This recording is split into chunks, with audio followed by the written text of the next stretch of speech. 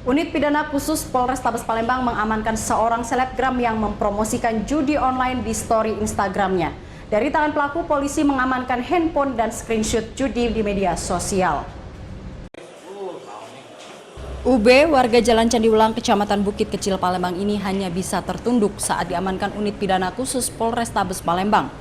Pelaku yang diketahui seorang selebgram ini ditangkap petugas karena telah mempromosikan judi online di akun Instagram miliknya @ubabsenso.ub.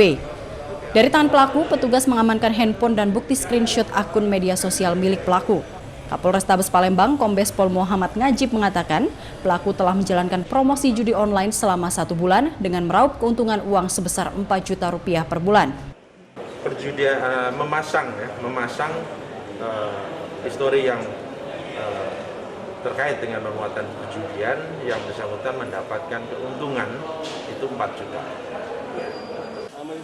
Polisi masih memeriksa pelaku untuk mengungkap bandar judi online yang memanfaatkan selebgram dalam menjalankan bisnis judi online.